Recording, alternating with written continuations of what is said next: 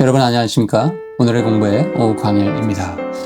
오늘 함께 공부하실 주제는 전통적인 이단 사상인 원죄 혈통 유전설에 대해서 함께 공부하려고 합니다. 원죄 혈통 유전설이 무엇이냐? 이것은 원죄가 아담으로부터 후손에게 생물학적, 즉 혈통, 피나 유전자 또는 부모의 생식행위, 성적인 활동이라든지 임신, 출산 이런 것들을 통해서 물리적으로 전달이 된다라고 주장하는 이단 이론입니다. 이단 교리입니다. 이 교리는 죄를 도덕적 또는 영적인 상태로 보는 것이 아니라 피와 같은 물리적인 실체에 내재된 오염으로 간주합니다. 이러한 주장의 구체적인 내용은 전도관, 현재는 천부교로 부르는 박태선 교주에게서 두드러지게 나타났죠. 박태선 교주는 피 속에 마음이 있고 죄를 지으면 피가 더러워지는 것을 안다. 이런 주장을 하면서 아담과 하와의 원죄가 혈통으로 흘러내려온다라는 그런 주장을 했습니다.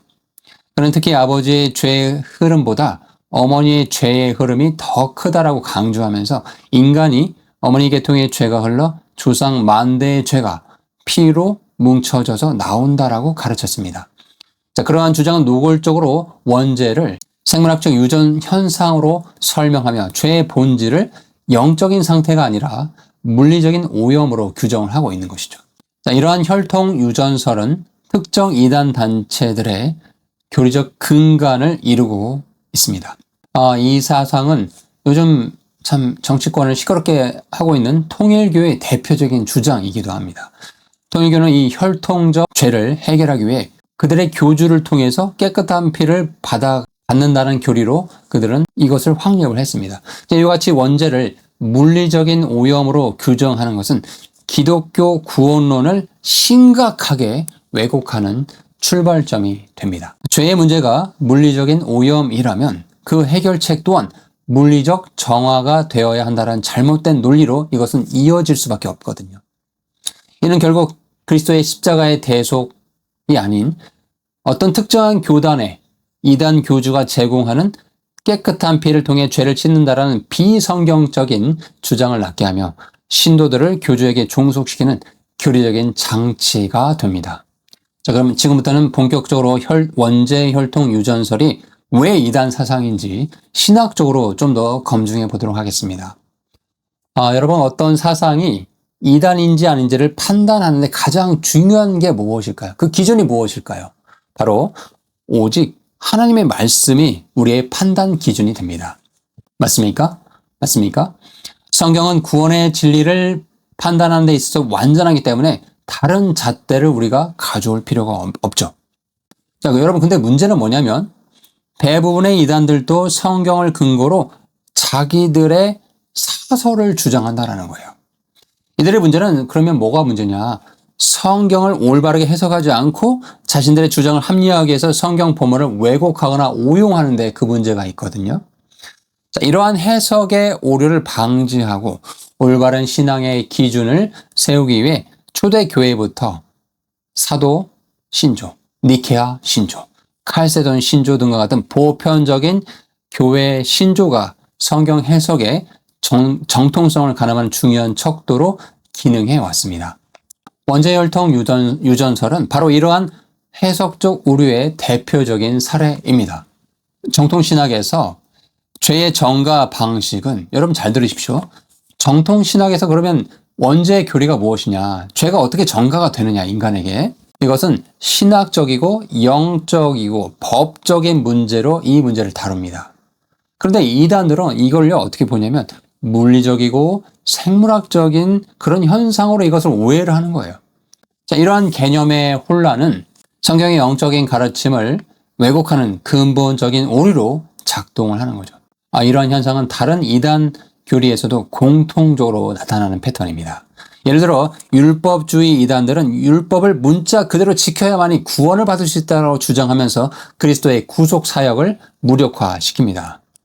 이와 마찬가지로 원죄 혈통 유전설은 원죄의 전가가 물리적인 유전으로 문자화하여 결과적으로 기독교의 핵심 교리를 파괴하는 연쇄적인 오류를 초래하고 있거든요.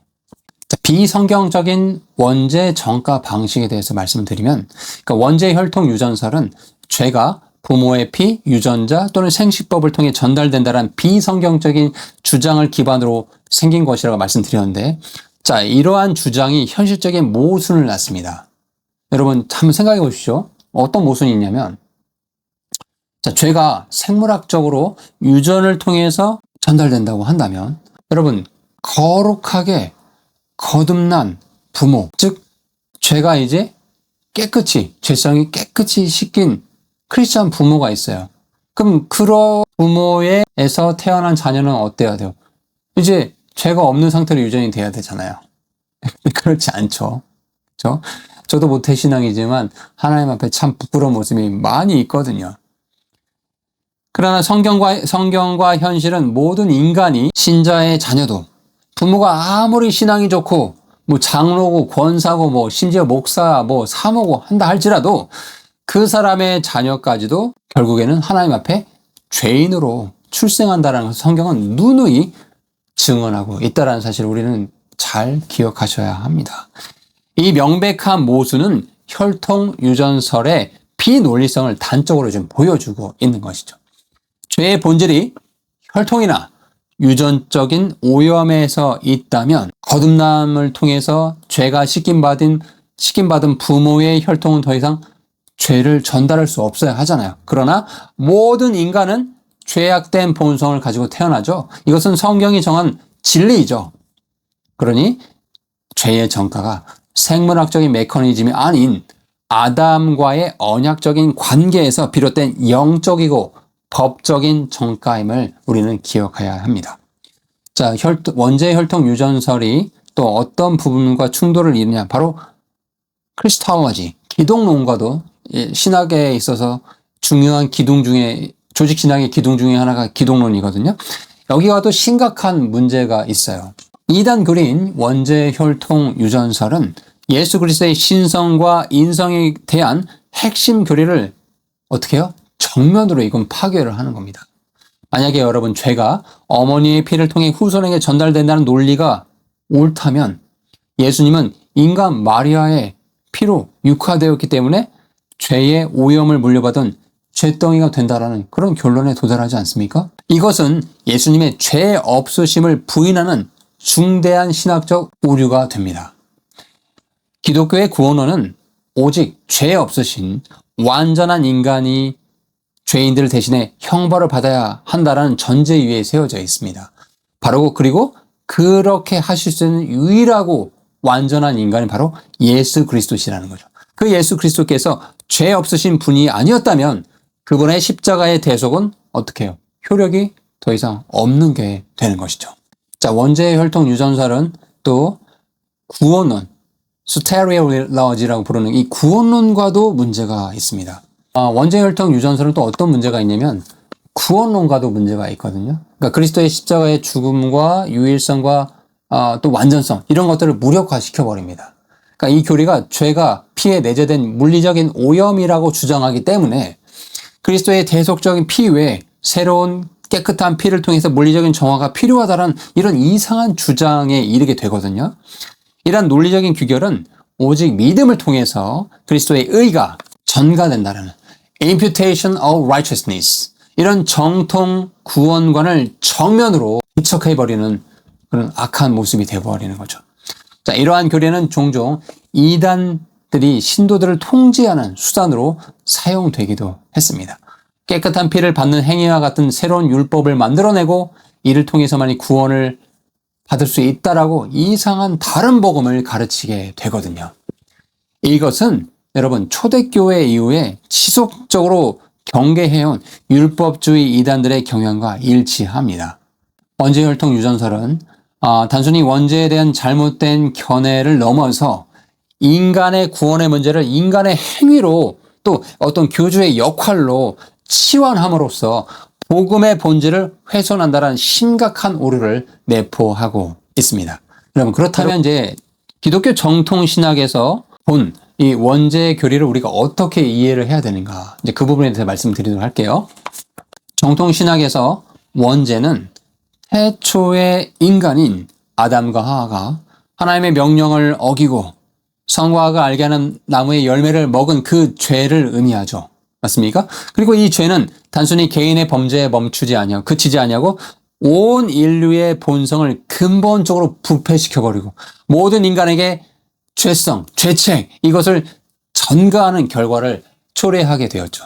원죄는 인간이 태어날 때부터 가지고 있는 죄의 본성과 죄책을 모두 포함하는 원래 있는 죄입니다. 이 원죄의 교리를 뒷받침해주는 핵심적인 말씀이 바로 로마서 5장에 기록되어 있어요. 여러분, 시간이 되시면 로마서 5장을 아주 깊이 있게 묵상해 보시기 바랍니다. 특별히 로마서 5장 12절부터 19절까지 자세히 읽어보시면 한 사람 아담으로 인해서 그가 범죄함으로 죄가 또 사망이 이 세상에 들어왔고 그 결과 모든 사람이 죄에 참여하게 되었다. 죄와 사망의 굴레에 놓이게 되었다고 성경은 증언하고 있습니다. 사도 바울은 이 본문에서 아담과 예수 그리스도를 대조해서 아담의 불순종으로 인해 모든 인류에게 사망이 가져온 것처럼 둘째 아담으로 오신 예수 그리스도의 순종으로 말미암아 모든 믿는 자들에게, 그를 믿는 모든 자들에게 이 의와 영원한 생명을 가져온다라는 이런 놀라운 칭의의 교리를 바울은 로마서 5장에서 설명하고 있습니다. 자, 그러면 우리가 이제 원죄를 이해할 때 원죄 전가 방식, 즉 언약적 대표성의 원리를 이해할 필요가 있으세요. 정통신학에서는 원죄가 생물학적인 유전으로 전달되는 것이 아니라 언약적 전가, 임퓨테이션의 방식으로 후손에게 미친다라고 설명을 합니다. 자, 이 교리의 핵심은 아담이 단순히 인류의 조상일 뿐만 아니라 하나님과 행위 언약을 맺은 인류의 대표자, Federal Head였다라는 데 있습니다.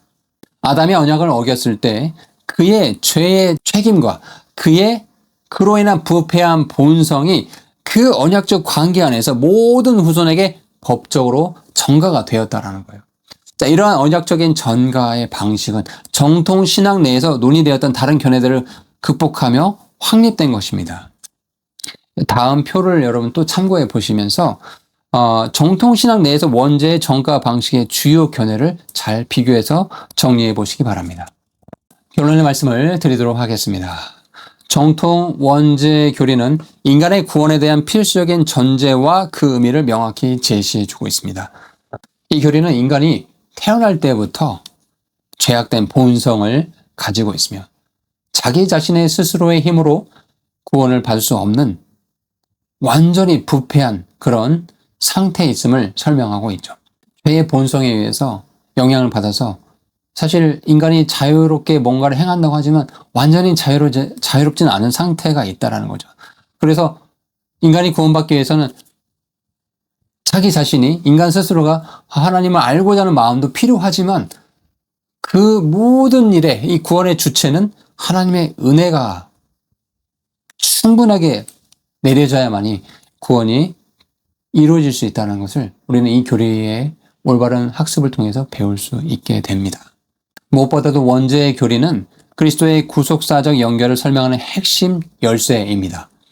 아담의 죄가 모든 인류에게 전가된 것처럼 그리스도의 의로운 순종과 십자가의 대속적인 의가 그 예수 그리스도를 믿는 모든 자들에게 전가된다. 이 대표의 원리는 죄와 사망이 한 대표자 아담에게서 왔듯이 의와 생명 또한 새로운 대표자 예수 그리스도를 통해서 온다라는 복음의 논리적인 토대가 됩니다. 여러분 정말 놀랍지 않습니까? 이러한 유기적인 대칭성은 기독교의 구원의 서사의 심오한 논리적인 구조를 형성하고 있어요. 이단 교리가 이러한 죄의 전달 방식을 파괴함으로써 이 대칭성을 깨트리는 것과는 달리 정통 원죄론은 죄의 문제와 그 해결책이 그리스도를 중심으로 어떻게 유기적으로 연결되는지를 명쾌하게 보여주고 있습니다. 이처럼 두 교리의 결정적인 차이점은 원죄의 본질과 그 전가 방식을 어떻게 이해하느냐 여기에 비롯된다고 할 수 있어요. 원죄 혈통 유전설은 원죄를 물리적인 유전으로 보고 있는 반면에 정통 원죄의 교리는 영적인 전가로 이해를 하면서 이 차이는 구원자의 자격과 구원의 방법 면에서 기독교의 핵심 교리를 완전히 다르게 해석하게 만듭니다. 따라서 기독교 공동체는 이러한 이단 사상의 위험성을 인식하고 성경을 올바르게 해석하며 역사적인 신조에 근거한 정통 교리를 견고히 세워나가야 할 것입니다.